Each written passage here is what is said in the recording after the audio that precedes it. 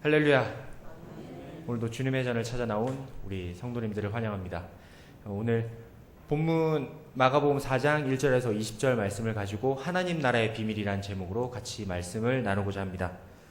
먼저 마가복음을 조금 이해해야 될 필요가 있을 것 같아서 마가복음을 간단하게 설명을 하겠습니다. 마가복음은 예수님의 그리스도이심 그리고 메시아이심을 강조하는 말씀입니다. 그래서 마가복음이란 제목은 뒤에 사람들이 붙여준 것이고, 원래 마가복음은 앞에 마가복음이란 타이틀이 있었던 것이 아닙니다. 1장 1절에 나왔던 말씀이 제목이 되어서 우리에게 전해져 왔습니다. 하지만 후에 사람들이 앞에 마가복음, 마가의 복음이란 뜻으로 마가복음이란 뜻을 붙였습니다. 그래서 마가복음의 제목은 1장 1절 말씀이라고 할 수가 있습니다. 그래서 마가복음 1장 1절은 하나님의 아들 예수 그리스도의 복음의 시작 또는 그리스도의 복음의 입문이라는 말씀으로 시작을 합니다. 즉 마가복음은 예수를 그리스도라고 전하는 책입니다. 그리고 그리스도가 예수님이 그리스도이며 예수님이 관련된 메시지를 전하고자 하는 목적으로 쓰여졌습니다. 그런 흐름에서 마가복음은 특별히 후반부에서 예수님께서 고난을 당하신 부분을 강조하여 설명을 했습니다. 왜 이 고난을 당하셔야 됐는지를 앞에 이야기하고 고난을 당하심으로 우리의 그리스도, 메시아 되심을 증거합니다. 예수님께서 오시기 전에 신약시대, 즉 통일왕국 시대에서 남과 북으로 갈라집니다. 그리고 남과 북은 각각 바벨론과 아수르에 의해 멸망하게 됩니다. 그리고 여러 선지자들의 대언된 하나님의 말씀, 그리고 예언에도 불구하고 그들은 하나님께 회개하고 그 앞에 돌아오지 않았습니다. 그래서 나라를 잃어버렸고 그들은 흩어지게 되었습니다. 하지만 그들은 하나님의 언약을 기억했었습니다. 기억하고 그 말씀을 붙잡고 있었습니다. 그래서 이스라엘 백성들은 그 언약의 성취를 기다리면서 지금까지 왔었습니다. 그리고 이후 하나님의 400년 동안의 침묵이 있었습니다. 어떤 하나님의 말씀도 들리지 않았고 그들은 흩어진 채로 살았습니다. 하지만 마침내 예수님께서 그들에게 인간의 모습으로 오셨습니다. 그리고 예언 언약이 성취되는 예수님이 오셨을 때 많은 이스라엘 백성들은 기뻐하고 기대했었습니다. 하나님께서 약속하셨던 그 말씀의 성취가 이루어짐으로 인해 자신들이 이제 풀려날 것임을, 자신들이 이 지금 갇혀있는 가운데서 풀려날 것이고 흩어져 있는 가운데 다시 모아져 새로운 나라를 세우실 것이다는 기대감이 있었습니다. 그리고 새로운 출애굽, 당시 애굽에서 출애굽했던 것처럼 지금의 우리가 출애굽될 것이다 라는 기대감으로 그들은 기뻐했었습니다. 예수님을 얼마나 기다렸는지 말할 수 없을 만큼 그들은 기뻐했을 것입니다. 하지만 마가복음의 내용을 살펴보면 처음에 예수님을 따르던 사람들이 조금 있다가 점점점 많아지고 4장에서는 큰 무리를 이루었다라고 얘기를 합니다. 그만큼 예수님에 대한 기대가 컸고 예수님을 따르며 예수님이 어떤 일을 하실지 바라보았던 백성들이 많았음을 알 수 있습니다. 백성들은 예수님이 현재 압제 아래에 있는 자신들을 구원해 주시고 예수님께서 친히 왕이 되어 주시고 그들을 통치해 주실 것이라 믿었습니다. 그래서 예수님이 하시는 말씀이라면 모든 것을 마음에 담고 따랐습니다. 그래서 당시 예수님을 따르는 무리 중에는 우리가 생각하는 것처럼 바르게 예수님을 메시아, 그리스도로 이해하고 따르는 사람도 있었지만 호기심에 따르는 사람도 있었습니다. 예수님께서 행하시는 이적과 기적을 보고 재미있어서 따라다니는 사람도 있었습니다. 그리고 예수님을 대적하기 위한 증거를 찾기 위해 따르는 사람도 많이 있었습니다. 즉 진실하게 하나님의 뜻을 따르고 이해하기 위해 오는 사람도 있었지만 그렇지 않은 사람도 너무나 많았습니다. 큰 무리가 있었지만 예수님께서 원하시는 참된 제자들은 몇 없었을 것입니다. 그래서 예수님께서는 다른 교사들과 달리 많은 사람들이 따르는 것을 기뻐하시지 않으셨습니다. 예수님은 사람의 마음이 쉽게 변하고 그들이 십자가를 질 때 돌아설 것임을, 그리고 십자가를 지시고 무덤에 들어갔을 때 떠날 사람들이 많았음을 이미 알고 계셨습니다. 그래서 예수님은 의도적으로 비유로 말씀을 많이 하셨습니다. 그리고 무리 중에 그릇된 추종자를 뽑아내기를 원하셨습니다. 그리고 오늘 본문 마가복음 4장의 씨 뿌리는 비유도 이런 관점에서 예수님께서 말씀을 하신 것입니다. 농부의 씨와 같이 예수님의 말씀은 다양한 형태로 다양한 사람에게 뿌려졌습니다. 그리고 진심으로 듣고 이해한 사람은 예수님을 끝까지 따르겠다고 다짐합니다. 예수님을 맞이할 준비가 되지 않았던 그 외의 사람들은 예수님의 말씀을 이해하지 못하였습니다. 그리고 결국 관심을 잃게 되고 결국에 떠나가거나 아니면 또 심한 경우에는 종교 지도자들과 같이 원수가 되어서 그를 핍박하고 그들을 박해하는, 그를 욕하는 지경에 이르게 됩니다. 즉 예수님께서 말씀하시는 하나님의 나라와 그들이 꿈꾸고 기대했던 하나님의 나라는 달랐던 것입니다. 본문은 예수님께서 그를 따르는 무리들에게 하나님의 나라를 비유로 말씀하시는 장면입니다. 그리고 이 비유는 본문 뒷부분에도 알 수 있듯이 예수님께서 친히 해석해 주신 비유입니다. 본문은 마가복음에서 하나님 나라를 이야기하게 되는 첫 번째 비유입니다. 4장에는 총 3번에 걸쳐 하나님 나라를 말씀하시는데 그 이야기의 첫 번째 이야기입니다. 마가복음 4장 3절에서 9절 말씀 다시 한번 같이 읽어보도록 하겠습니다. 마가복음 4장 3절에서 9절 말씀 같이 교독해서 읽도록 하겠습니다. 들으라, 씨를 뿌리는 자가 뿌리러 나가서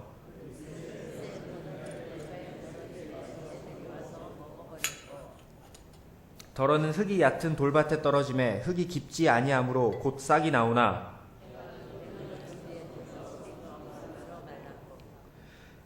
더러는 가시떨기에 떨어짐에 가시가 자라 기운을 막음으로 결실하지 못하였고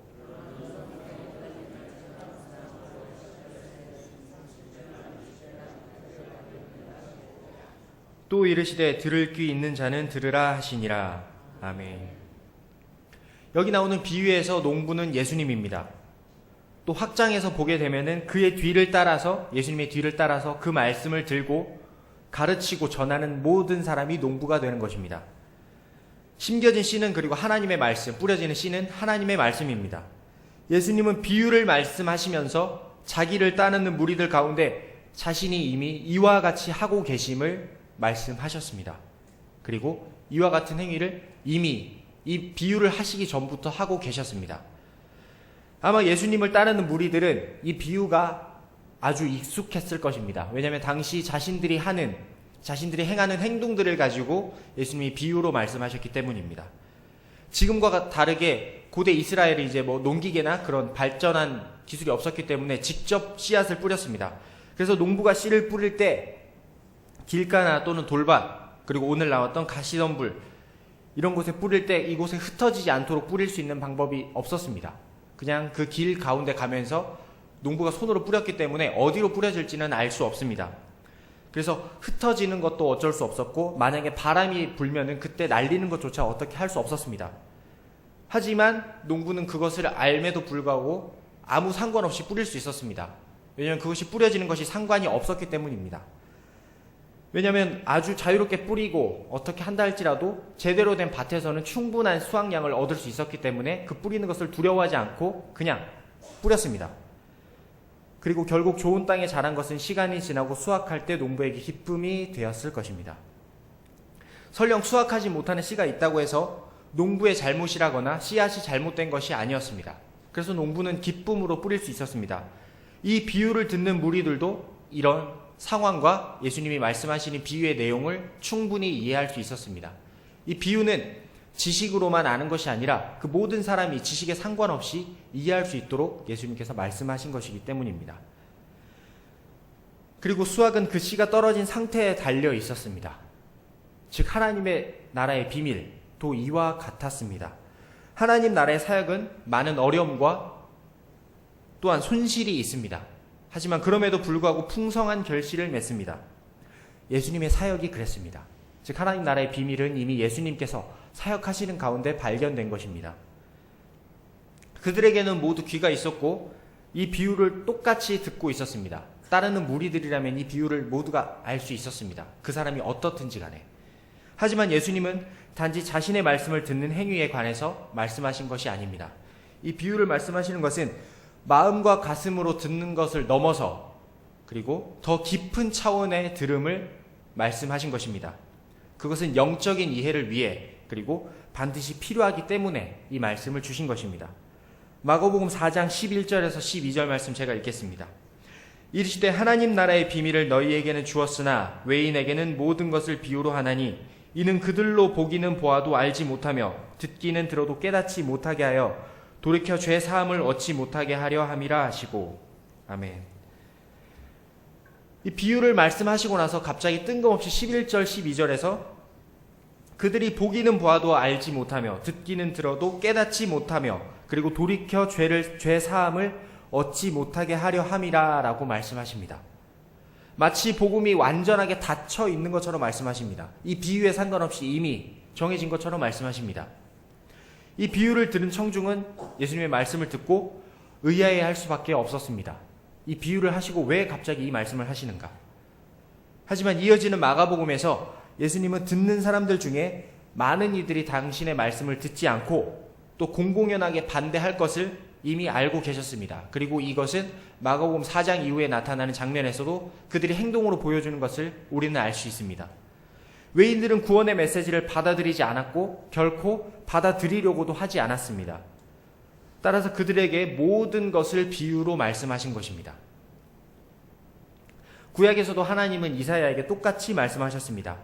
이사야 6장 9절에서 사람들이 들어도 깨닫지 못하고 보아도 알지 못할 것이다 라고 말씀하셨습니다. 예수님도 이 이사야에서 나타났던 말씀처럼 똑같이 반응하신 것입니다. 하지만 12절 말씀에서처럼 말씀하신 것은 예수님이 비유의 목적을 말씀하시고자 한 것이 아니라 비유의 결과를 말씀하신 것입니다. 즉 무슨 이야기냐면 예수님께서 일부러 깨닫지 못하게 하려고 비유로 말씀하신 것이 아니라 비유로 말씀하기 때문에 깨닫지 못할 수도 있다라고 얘기하시는 것입니다. 즉 이해하지 못하는 자들, 마음이 닫은 자들에게 이것을 이해하지 못하라고 말씀하신 것이 아니라 이것이 닫혀있기 때문에 그들이 이 비유를 이해할 수 없을 것이다. 비유를 이해할 수 없을 수도 있다 라고 말씀하신 것을 12절에 말씀하시는 것입니다.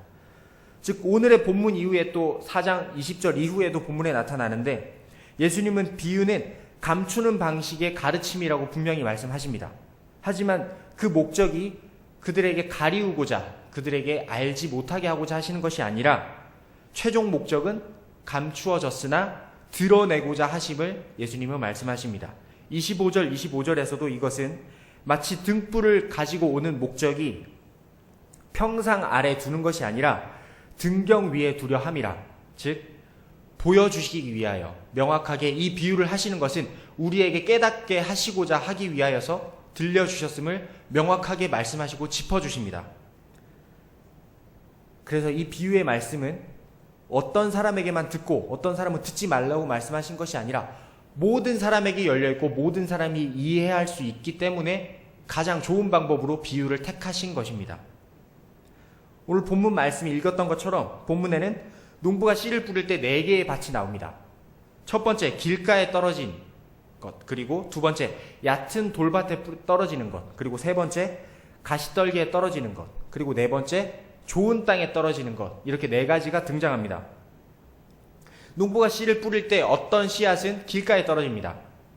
딱딱하고 탄탄한 길가에 떨어진 씨앗은 그 딱딱한 땅에 들어가지 못합니다. 그래서 땅 앞에 그냥 얹어져 있을 뿐입니다. 그래서 이 씨는 날아다니는 새에게 유혹하는 것밖에 되지 않습니다. 결국 그 씨는 공중의 새가 와서 먹어버립니다. 그리고 15절에서 알 수 있듯이 이 씨앗을 먹고 가는 새는 바로 사탄을 가리킵니다. 즉 이처럼 어떤 이들에게는 말씀이 전혀 인상적이지 않습니다. 그들에게 뿌려진다 한들 그들의 마음속에 전혀 들어가지 않습니다.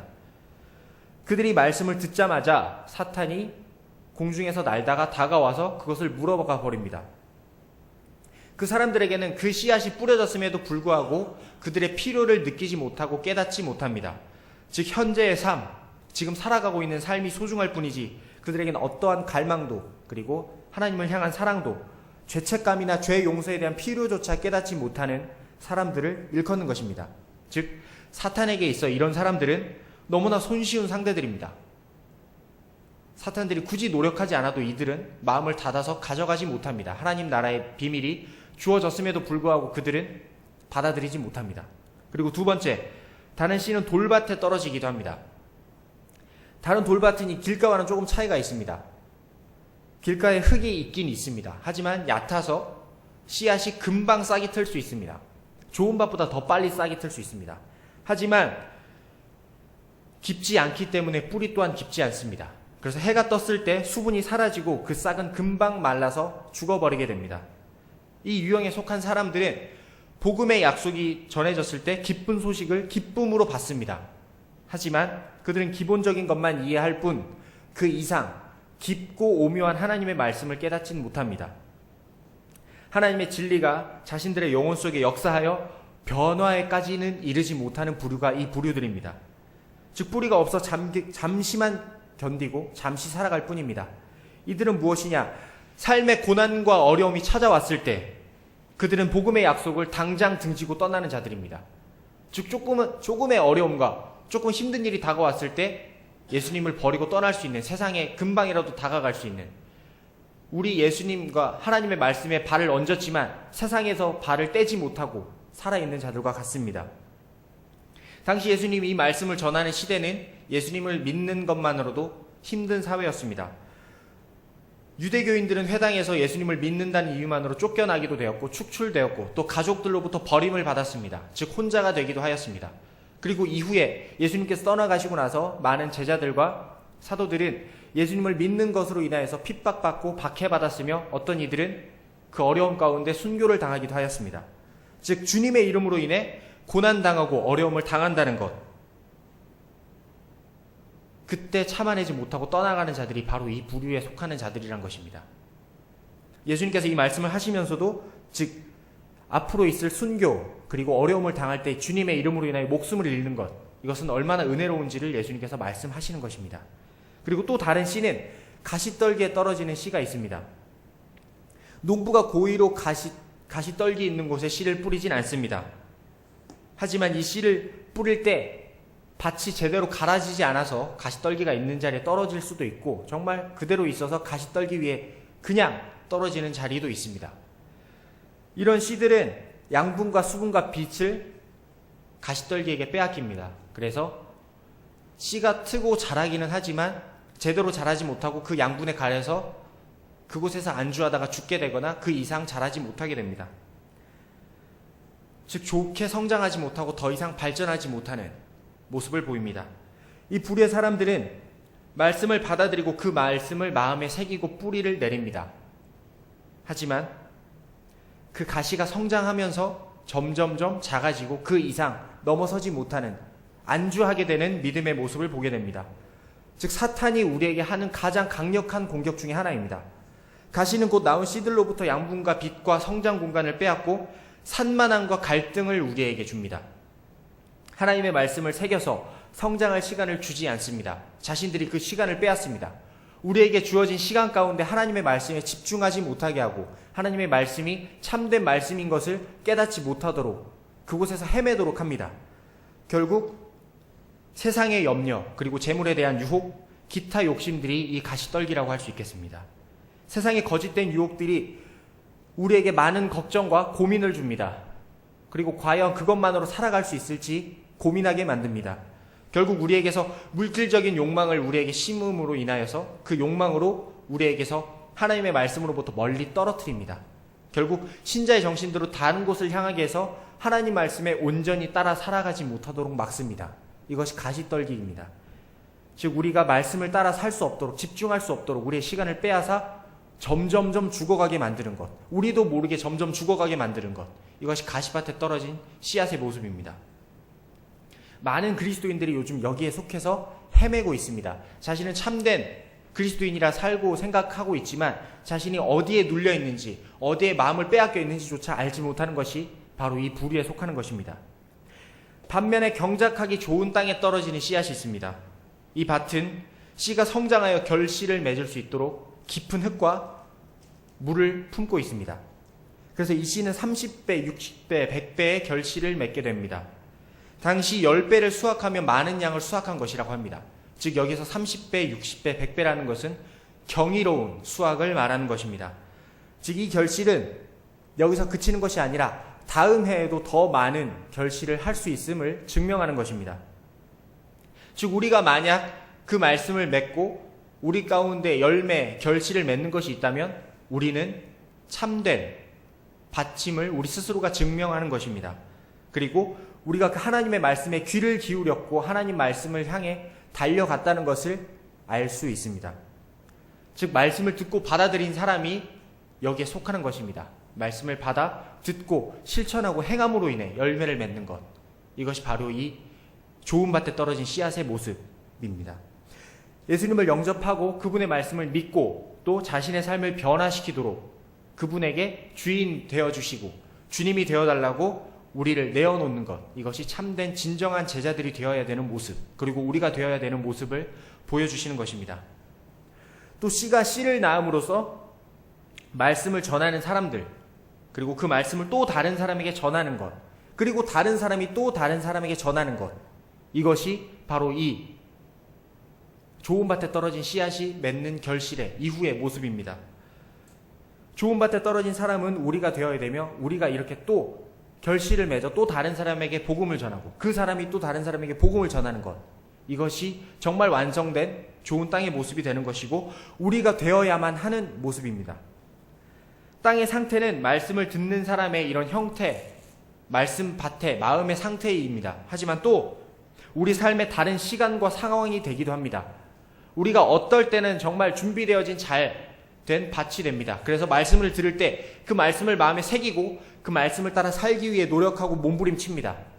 힘들고 어렵지만 몸부림칩니다. 결국 그것이 싹이 트고 자라고 열매가 맺고 결실을 맺을 때 시간이 지나서야 우리가 얼마나 노력했는지 그것이 나타나게 됩니다. 하지만 어떤 때는 우리의 모습이 앞에 나왔던 세 가지 땅, 길가에 떨어진 밭처럼 말씀이 주어졌음에도 불구하고 그 말씀이 심겨지지 않을 때도 있습니다. 그리고 어떤 때는 얕은 돌밭에 심겨져서 말씀을 받고 기뻐했지만 금방 돌아서서 세상에 속해 살아갈 때가 많습니다. 그리고 세 번째, 가시떨기에 있는 것처럼 우리가 말씀을 받았지만 세상으로부터 우리가 자유하지 못해 세상과 주님을 겸하여 섬기게 됩니다. 그래서 정말 우리가 믿음이 성장하고 있는지조차 깨닫지 못하는 상황에 이를 때도 있습니다. 우리는 즉 어떤 상황에서든지 좋은 밭의 모습을 갖추기 위해 우리 스스로가 갱신하고 스스로 밭을 갈아야 합니다. 이 밭이 되기 위해서 우리는 끝까지 노력하고 달려가야 됩니다. 평생 갈아야 되는 모습, 그것이 이 좋은 땅에 속하기 위해 노력하는 우리 성도들의 모습이 되는 것입니다. 이 비유를 듣는 무리들에게 새 출애굽은 아마 세상의 압제로부터 해방시키는 것, 자신들의 민족이 구원받는 것이었습니다. 하지만 이 비유가 말해주는 것은 예수님의 새 출애굽은 무리들이 생각하는 것과 전혀 달랐음을 알 수 있습니다. 예수님께서 말씀하시는 새 출애굽은 죄의 속박에서 풀어주는 출애굽, 즉 한 인간이 하나님께 나아가며 구원 얻는 장면을 말씀하시는 것입니다. 죄의 속박에서 풀어주는 출애굽이며 또 깨진 이스라엘을 회복시키시고 진정한 출애굽을 이루어서 새로운 하나님의 백성으로 만들고 새 언약을 맺으시는 예수님의 사역, 즉 하나님 나라에 관한 것이 이 비유가 말씀하고자 하는 것, 그리고 예수님께서 진정 우리에게 하고자 하셨던 새 출애굽의 사역입니다. 이 위대한 예수님의 출애굽 사역은 씨앗이 죽고 다시 살아서 많은 열매를 맺는 것으로 비유에 드러납니다. 예수님께서 죽임을 당하시고 땅에 장사되셨습니다. 그리고 다시 사신 후에 예수님의 죽으심으로 인해서 많은 사람이 구원을 얻었습니다. 그리고 예수님으로 인해 새로운 출애굽이 시작된 것이고 그에 속하지 못하였던 사람들도 예수님으로 인해서 그 새 출애굽의 은혜를 입게 됩니다. 전혀 구원받을 수 없었던 사람들조차 예수님으로 인해서 새 출애굽으로 거듭나게 되고 새롭게 태어나게 되는 것입니다. 즉 씨앗이 땅에 묻고 죽고 그리고 다시 살아서 열매를 맺는 과정, 예수님께서 친히 하셨던 그 십자가의 사역이 이 씨 뿌려지는 이 비유, 이 씨앗과 같은 모습, 흡사한 모습을 보입니다. 즉 이런 점에서 농부가 뿌리는 씨앗은 하나님의 말씀이기도 하지만 예수님을 믿고 말씀을 받고 그리고 변화된 사람, 그리고 죄에 대해서 죽고 그리스도로 거듭난 사람, 또 예수님의 지상명령을 수행하고자 달려가는 사람, 그를 위해 행하는 사람이라고 할 수 있습니다. 즉 말씀으로 변화된 사람은 말씀을 전합니다. 어디로 가는지가 중요한 것이 아닙니다. 그 자리에서 나지 아니할까 하는 두려움으로 인해 걱정하는 것은 옳지 않습니다. 즉 우리는 맡은 바 잘 뿌려지고 그 자리에서, 그 주어진 자리에서 죽고 열매를 맺을 때, 열매를 맺어서 또 다른 결실을 맺는 것, 그것이 우리가 되어야 되는 모습입니다. 우리가 복음을 전하는 모습이 이 비유와 같습니다. 하나님의 나라의 사역은 어려움과 손실에도 불구하고 우리가 하기만 하면 됩니다. 그러면 하나님께서 책임지시고 알아서 풍성한 결실을 맺으십니다. 씨앗이 뿌려지면서 여기 떨어지면 나지 않을 것 같은데 그런 걱정을 할 필요가 없습니다. 하나님께서 뿌리시는 것이지 우리가 뿌리는 것이 아닙니다. 우리는 다만 뿌려지는 것입니다. 우리는 그냥 뿌려지고 그 자리에서 우리의 모습대로 죽으면 됩니다. 그러면 하나님께서 알아서 결실을 맺으실 것입니다. 물과 토양과 모든 것을 주관하시는 분 하나님이십니다. 우리는 그것을 믿고 그냥 뿌려지면 됩니다. 예수님께서도 인간의 몸으로 오셨고 그리고 이 땅에서 그 과정에 있었던 세 가지에서 영적 그리고 사회적 그리고 심리적 차원의 많은 방해를 받으셨을 것입니다. 참된 신이셨지만 이 땅에 참된 인간으로 오셨습니다. 그리고 우리와 똑같은 고난을 겪으셨습니다. 하지만 그 모든 방해에도 불구하고 예수님은 자신에게 주어진 그 십자가의 사역을 감당하셨습니다. 그리고 마침내 부활하시고 열매를 맺으셨습니다. 그 열매로 맺어진 결실들이 바로 우리입니다. 예수님을 따르는 사람들도 마침내 이 장애물들, 우리에게 주어진 이 많은 장애물들을 이겨내고 극복하고 열매를 맺을 수 있습니다. 왜냐하면 예수님께서 그렇게 하셨고 우리를 그런 하나님의 자녀로 삼아 주셨기 때문입니다. 우리는 그렇게 될 수 있습니다. 말씀을 맺으려고 합니다. 우리 모두가 하나님의 나라의 비밀을 알고 기뻐하며 기대했으면 좋겠습니다. 또한 우리의 마음과 영적인 상태를 점검하며 준비합시다. 하나님의 말씀을 받아서 결실을 맺으며 또한 그 결실로 생명의 씨앗을 맺고 또 그 씨앗을 다른 밭에 뿌립시다. 우리가 예수님의 말씀을 듣는 것이 어쩔 때 보면 어딘가에 그냥 흘러나오는 음악 같을 때가 있고 그냥 누군가 할 때 들려지는 이야기와 같을 때가 많이 있습니다. 우리가 말씀을 또 보고 하다 보면은 참 그냥 똑같은 말씀인 것 같고 그냥 그때 말씀인 것 같습니다. 하지만 중요한 것은 예수님의 말씀이 우리에게 주어질 때 우리가 그 말씀을 듣는다는 것은 그 말씀을 믿는 것이고 더 나아가서 우리의 결정적인 모든 태도에 있어서 그것을 사용하는 것입니다. 그리고 그 말씀을 우리의 여가, 일, 계획, 경제적인 모든 논리, 그리고 진학, 우리의 삶의 한순간 한순간 이 모든 것에 기초로 두는 것입니다. 즉 예수님의 말씀을 듣는다는 것은 예수님을 진정한 우리의 주인으로 삼고 우리 마음의 주인으로 삼아서 나아가는 것입니다. 우리가 그래서 말씀과 기도를 아무리 해도 부족함이 없고 더함이 없고 다함이 없는 이유가 여기에 있는 것입니다. 우리에게 어떨 때는 말씀이 참 그냥 주어지는 것 같지만 그 말씀이 언제나 우리에게 은혜가 되고 언제나 우리가 먹고 준비해야 되고 그 말씀으로서 기도해야 되는 것이 이런 이유인 것입니다. 우리의 굳어진 마음을 깨고 우리가 깊은 흙을 준비함으로 인해 풍성한 생명의 열매를 맺을 수 있도록 준비하고 기대합시다. 그런 우리 한광의 모든 성도님들이 되셨으면 좋겠습니다. 하나님 나라의 비밀을 간직하고 그 간직한 비밀을 마음에 새기고 세상에 뿌리고 더 나아가서 그 씨앗이 뿌려질 수 있도록 기도하고 준비하고 우리가 노력하며 달려가는 주님 오시는 그날까지 바라보는 우리 한광의 모든 성도님들이 되셨으면 좋겠습니다. 시간같이 합심해서 기도했으면 좋겠습니다.